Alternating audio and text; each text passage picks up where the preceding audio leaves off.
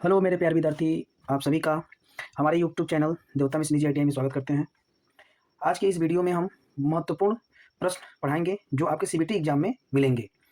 जो बच्चों को डाउट रहता है कि हम CBT एग्जाम पास हो पाएंगे कि नहीं हो पाएंगे, तो स्पेशल वीडियो उन विद्यार्थियों के लिए है जिनकी समस्या हमेशा के लिए मैं खत्म कर दूंगा।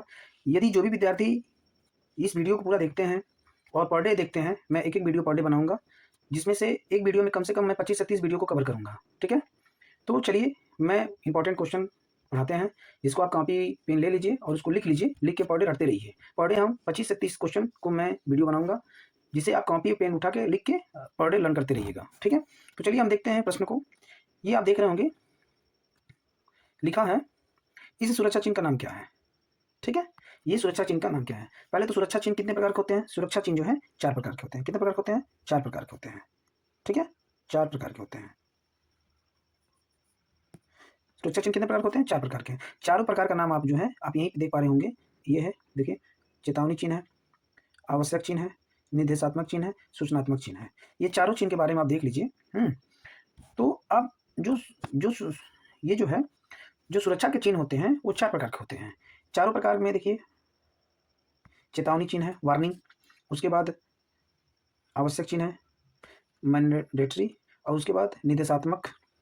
ठीक है, निर्देशात्मक हो गया। उसके बाद इंफॉर्मेशनल सिग्नल होते हैं। ठीक है, तो ये जो चिन्ह है जो आप देख पा रहे होंगे स्क्रीन पे, ये जो चिन्ह है, ठीक है, ये जो चिन्ह है सूचनात्मक चिन्ह कहलाता है। ठीक है, ये स्पेशली डॉक्टर डिपार्टमेंट में, हॉस्पिटल डॉक्टरी में इस्तेमाल किया। जैसे आप जब फर्स्ट एड बॉक्स देखेंगे तो उस बॉक्स के ऊपर जो है ये लगा रहता है। ठीक है, सूचनात्मक चिन्ह है। ठीक है, उसके बाद देखिए, जो सेकंड नंबर का क्वेश्चन है, अग्नि शमन क्या होता है। ठीक है, इसमें आप देखिए, अग्नि का शमन क्या होता है। देख पा रहे हैं, अग्नि का शमन। ठीक है, अग्नि का शमन, इसमें जो है अग्नि का शमन। ठीक है, अग्नि का शमन का मतलब क्या होता है। ठीक है, तो इसमें क्या होगा, अग्नि का शमन यानी अग्नि को खत्म करना, आग जो लगी है उसको बुझाना। ठीक है, एक मतलब ये होता है। तो उसमें क्या होता है, अग्नि में ईंधन मिलाना, ये तो बिल्कुल नहीं होगा। आग में कोई भैया ईंधन मिलाएगा? बिल्कुल नहीं, ये तो कतई नहीं होगा। आग में कोई ईंधन मिलाएगा नहीं। फिर उसके बाद है सेकंड क्वेश्चन है, अग्नि से ईंधन अलग करना। अग्नि से ईंधन अलग कर पाएंगे? ये भी नहीं होगा। ठीक, उसके बाद जल का उपयोग करके तापमान कम करना। ठीक है, अब जल का उपयोग करके तापमान कम करना, ये भी नहीं होगा। लास्ट क्वेश्चन बचता है कि अग्नि से ऑक्सीजन की पूर्ति को अलग करना। ठीक है, ये सही है। क्या है? अग्नि से ऑक्सीजन की पूर्ति को अलग करना, ये सही है, परफेक्ट क्वेश्चन है, इसका परफेक्ट आंसर यही है। फिर उसके बाद जो थर्ड नंबर का क्वेश्चन आता है, निम्न में से भौतिक हानियां क्या होती है। ठीक है, भौतिक हानियां का मतलब वो होता है कि जो, अब देखिए, भौतिक हानियां का मतलब ये होता है, धूम्रपान नहीं होती है। धूम्रपान से, यदि आपको धूम्रपान हो गया है, धूम्रपान आप कर लिए हैं, तो अगर उसमें कोई भी दिक्कत आएगा, है, तो वो खत्म नहीं होगा। ठीक है, जैसे मान किसी को धूम्रपान करने से कैंसर हो जाता है, तो भौतिक हानि का मतलब ये होता है कुछ पल के लिए रहे। ठीक है, कुछ पल के लिए, भौतिक हानियां कुछ पल के लिए रहे। तो उसमें देखिए, धूम्रपान ये परमानेंट होता है, ये हो नहीं सकता है। उसके बाद है कंपन। कंपन क्या है? अगर मान लीजिए कहीं वाइब्रेशन हो रहा है तो कुछ पल के लिए वाइब्रेशन होता है, फिर उसके बाद खत्म। यानी आपका राइट आंसर जो है वाइब्रेशन है, यानी कंपन है। ठीक है, अब जो फोर्थ नंबर का क्वेश्चन कर रहा है, देखिए, निम्न में से अग्निरोधक का उपयोग करने का सही क्रम क्या है। यानी अगर हम कहीं, कहने का मतलब ये है, यदि कहीं आग लगी है, ठीक है, आग लगी है, तो वो जो फायर एक्सटिंग्विशर होता है, जो अग्निशमन हर वर्कशॉप में रखा जाता है, जो फायर का सिलेंडर होता है, उस सिलेंडर का प्रयोग हम कैसे करते हैं। तो सबसे पहले क्या करेंगे, सबसे पहले देखिए क्या करेंगे, खींचेंगे। उसमें एक पिन होता है, उसमें सबसे पहले क्या करेंगे, आप खींचेंगे, एक उसमें पिन होता है, पिन को खींचेंगे आप। ठीक, खींचने के बाद जहां आग लगा है वहां पे निशान लगाएंगे। निशान लगाने के बाद फिर से, अब जो उसमें एक लीवर होता है, जब आप लीवर दबाएंगे तो उसकी एक पाइप निकला रहता है। ठीक है, पाइप निकलता है तो हम चारों तरफ से घुमा के खत्म करते हैं। समझ गए? तो इसमें कहीं डाउट नहीं होना चाहिए, ये सीक्वेंस आप याद रखिएगा। ठीक है, फिर 5 नंबर का क्वेश्चन में आ जाइए। फिर जो 5 नंबर का क्वेश्चन में देखिए, 5 नंबर का क्वेश्चन कह रहा है ये 5S। ठीक ना, देखिए कह रहा है ये 5S संकल्पना में निम्न में से कौन सा स्टैंडर्डाइजेशन को इंगित करता है। तो आप इसको रख लीजिएगा। हम आपको जब हम थ्योरी पढ़ाएंगे, ये तो अभी ऑप्शनल है, जब हम थ्योरी पढ़ाएंगे तो उसमें सब आपको बताएंगे। ठीक है, चतुर्थ स्टेप फोर्थ होता है स्टैंडर्डाइजेशन। ठीक है, अब उसके बाद देखिए, इसके बाद निम्न में से कौन सा प्लायर का उपयोग करके तार के हुक और लूप बनाने में होता है। निम्न में से कौन से प्लायर का उपयोग तार के हुक और लूप बनाने में प्रयोग किया जाता है। ठीक है, तो अब जाहिर सी बात है, अगर देखिए हुक है, लूप मतलब गोल होता है, तो राउंड नोच प्लायर का हम प्रयोग करते हैं। ठीक है, राउंड नोच प्लायर का मैं प्रयोग करता हूँ। फिर इसके बाद होता है पिंसर का उपयोग। पिंसर देखे हैं, जिसे जमूरा भी कहते हैं। पिंसर का मतलब ये मैंने एक आपको जो है क्वेश्चन दिया था उसमें कि निम्न में से कौन सा कॉम्बिनेशन प्लायर होता है, मैंने पोस्ट किया था एक, ठीक है, उसमें पिंसर फर्स्ट नंबर पे था। पिंसर का क्या उपयोग होता है, तो पिंसर का बेसिकली जो होता है उसे हिंदी में जमूरा कहते हैं, और इसका प्रयोग जो होता है बाबू, इसका जो प्रयोग होता है मैं आपको बता दूं, इसका जो प्रयोग होता है, देखिए, फ्लेक्सिबल तार को ट्विस्ट करना मोड़ने में नहीं होता है, छोटे व्यास के तार को काटने में ये भी नहीं होता है, छोटे व्यास के तार को काटने में भी नहीं, लकड़ी में से पिन तथा कील निकालने के लिए। आपका मोस्टली आंसर क्या हो गया, ये आपका आंसर हो गया, ठीक है, आपका आंसर ये हो गया, लकड़ी में से पिन या कील को निकालने के लिए प्रयोग किया जाता है, ठीक है। तो अब देखिए नेक्स्ट क्वेश्चन क्या है, इस सड़क सुरक्षा चिन्ह का नाम क्या है, ठीक है, इस सड़क सुरक्षा चिन्ह का नाम क्या है, एकदम सिंपल है, सड़क सुरक्षा चिन्ह क्या होगा, आवश्यक चिन्ह होता है, ठीक है, मैंडेटरी होता है, ओके, एकदम इसका यही फर्स्ट वाला आपका आंसर हो जाएगा, आवश्यक चिन्ह होता है, याद रख लीजिए, आपके जो फाइनल सीबीटी एग्जाम होते हैं उसमें आपको चित्र का ही ज़्यादा प्रश्न देखने को मिलता है, तो इसीलिए जो भी प्रश्न मैं दे रहा हूँ आप उसको बड़े आराम से कॉपी पे नोट करके याद करिए, पढ़े याद करिए आप, इससे बाहर कहीं भी आपका प्रश्न नहीं पूछेगा, सारा प्रश्न इसी में से पूछ लेगा, ओके। तो चलिए अब देखिए 9वें क्वेश्चन देख रहे हैं हम, 9वें क्वेश्चन में देखते हैं क्या है, मूल मूल श्रेणी में सचेतक चिन्ह के पश्च भाग, इसमें सचेतक चिन्ह जो है, ये सचेतक चिन्ह का मतलब हिंदी में वार्निंग होता है, ठीक है, ये सचेतक जो चिन्ह लिखा है आपका ये गलत लिखा है, संचेतक होना चाहिए, सचेतक का, चलिए ठीक है, हिंदी में, इंग्लिश में वार्निंग, देखिए आप इंग्लिश में ऊपर देख पा रहे होंगे वार्निंग, ठीक है, उसका वार्निंग, वार्निंग है सिग्नल, ठीक है। तो इसका जो बैकग्राउंड होता है, पूछ रहा है पश्च भाग मतलब बैकग्राउंड, तो बैकग्राउंड हमेशा येलो होता है, ठीक है, बैकग्राउंड हमेशा कैसा होता है, येलो होता है, ठीक है। कभी हम आपके थ्योरी पढ़ाएंगे तो उसमें कलर दिखाएंगे आपको कि वार्निंग सिग्नल का क्या होता है प्रत्येक, ठीक है।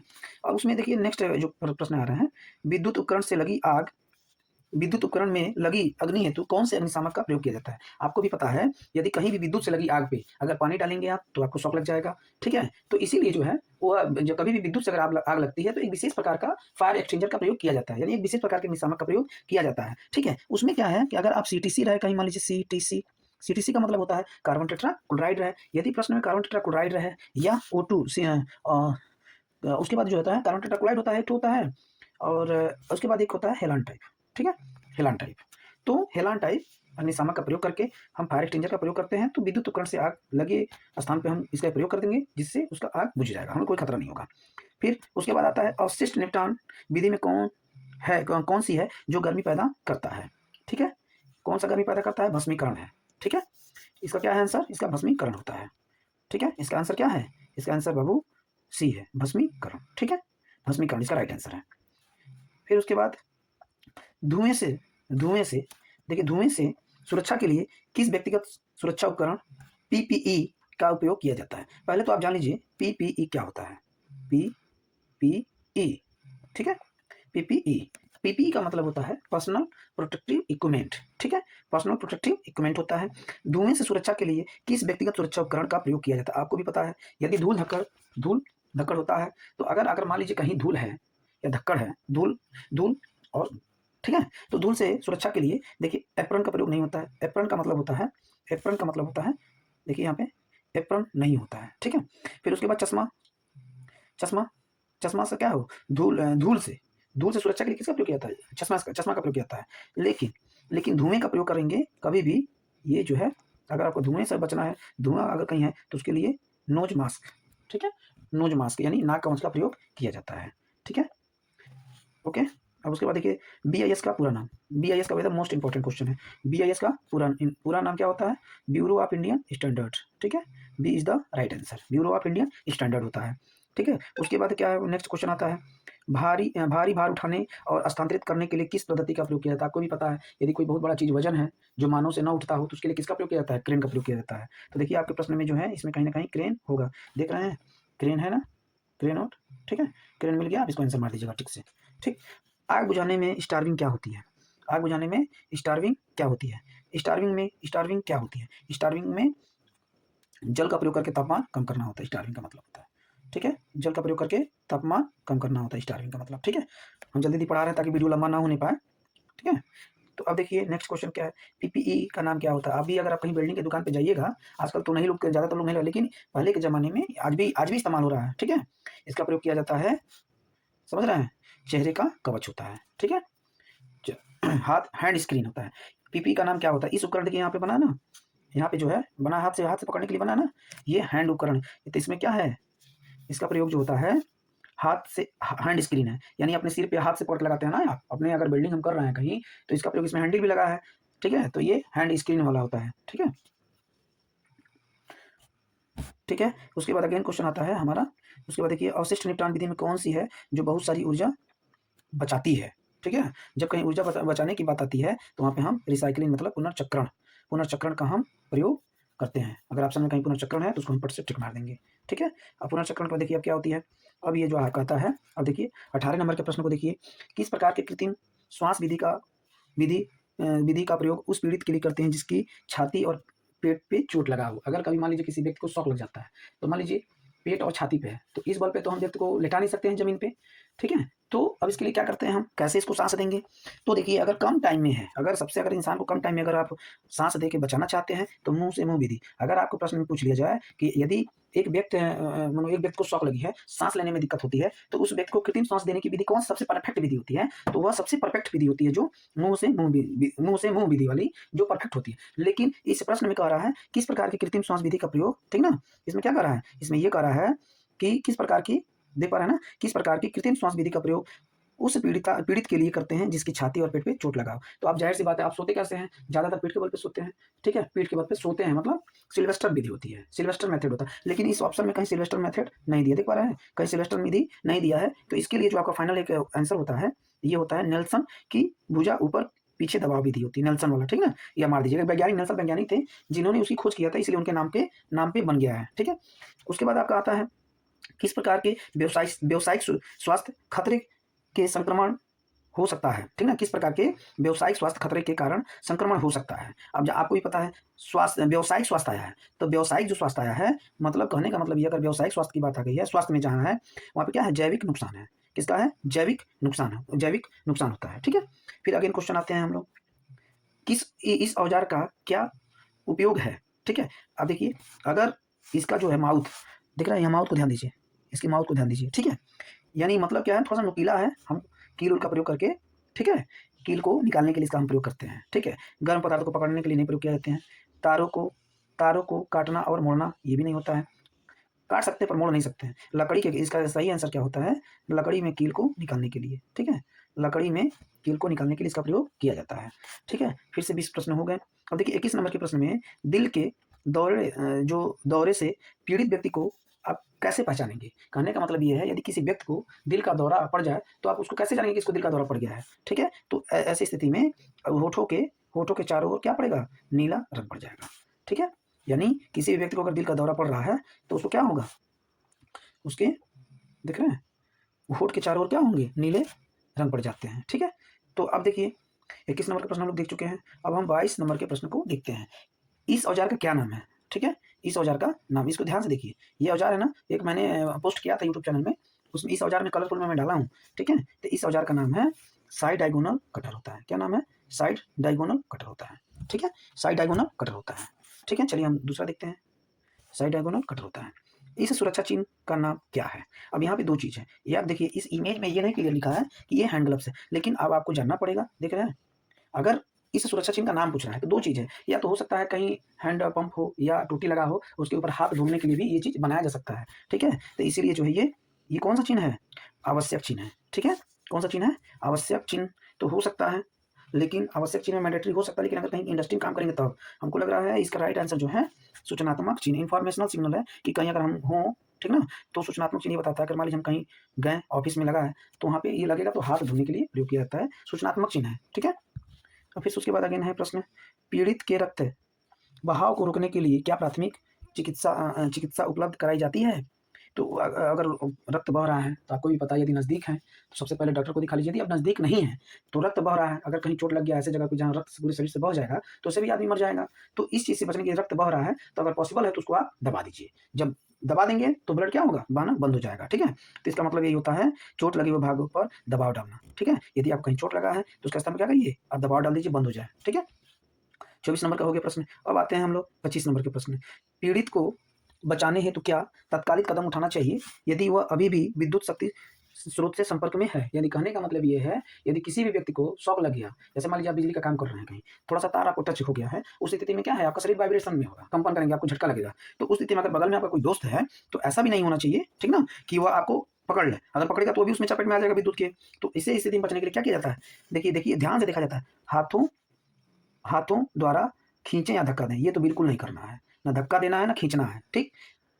और अपने प्रतिधाकारी विद्युत झटके के बारे में जानकारी दें, जानकारी उस स्थिति में नहीं देंगे जिस समय झटका लगा, ये तो ये भी नहीं आंसर है। फिर उसके बाद वो कह रहा है ये कि किसी को उस व्यक्ति को छुड़ाने हेतु बुलाएं। अब भैया अब किसी को झटका लगा है तो उस स्थिति में कहाँ जाएंगे खोजने, बुलाने किसी को, तो ये भी आपका आंसर नहीं होता है, ठीक है। मेन आंसर होता है ये, देखिए मेन आंसर आपका होता है संयोजक को अलग करके शक्ति आपूर्ति को बंद कर देना चाहिए, ठीक है ना। जो संयोजकों को अलग करके शक्ति आपूर्ति क्या है, बंद कर देना चाहिए। अगर पॉसिबिलिटी बने तो अगर कहीं मेन बोर्ड है तो उसको चाहिए आप तुरंत हैंडल डाउन कर दीजिए, स्विच बंद कर दीजिए। यदि नहीं है तो कोई भी ऐसा भी नहीं है कि हम धक्का देंगे ऐसे कि जो गिर जाए इंसान तो भी चोट लग जाएगा, ठीक है। कॉटन कपड़े रहेंगे, पॉलिस्टर नहीं, कॉटन कपड़े आप फेंक के उसको धीरे से आप खींच सकते हैं, इतना तेज नहीं खींचना कि गिरेगा तो चोट लग जाएगा, ठीक है। फिर उसके बाद क्या होता है, ये वाला जो प्रश्न है आप देखते होंगे, आप देख पा रहे हैं, ठीक है। ये वाले जो प्रश्न है रोड पे बना होता है, ठीक है। ये क्या है, पैदल क्रॉसिंग वाला है, पैदल क्रॉसिंग। अगर कहीं ऐसे दिखता है रोड पे हमेशा जाइएगा, कहीं बना रहता है पैदल रोड, पैदल क्रॉसिंग होता है, ठीक है। फिर ये आपका 25 नंबर का हो गया, यदि पीड़ित के सिर पे चोट लगी है, ठीक है, तो वह मर रहा हो तो उसके लिए समय घंटन क्या है, 30 मिनट होता है। ये हमको उतना इंपॉर्टेंट क्वेश्चन नहीं दिख रहा, लेकिन आप देख लीजिएगा, ठीक है, 30 मिनट है, ठीक है। उसके बाद कह रहा है पीड़ित की कौन सी स्थिति को कोमा कहा जाता है, ठीक है। यानी कहने का मतलब ये है पीड़ित की कौन सी स्थिति को कोमा कहा जाता है, ठीक है। बेहोश रहना पर बुलाने पर उत्तर नहीं देना, बेहोश रहेगा भैया बुलाएंगे तो कहाँ से उत्तर देगा, होश में रहना पर बुलाने पर उत्तर ना देना, ये भी नहीं होगा। सांस लेना बुलाने पर उत्तर ना देना, ये कहने का मतलब है आप कभी भी, आपको पता है कि अगर कोई व्यक्ति कोमा में होता है तो क्या होता है, हम कुछ बोलेंगे तो भी नहीं सुनेगा, कोई फर्क नहीं पड़ता है, ठीक है। तो इसका राइट आंसर क्या होगा, ये पूरी तरह से संवेदनशील होकर लेटे रहना, बुलाने पर उत्तर ना देना, लेटने होना, कोई फर्क नहीं पड़ता है कौन बुला रहा है कौन नहीं बुला रहा है, ठीक है।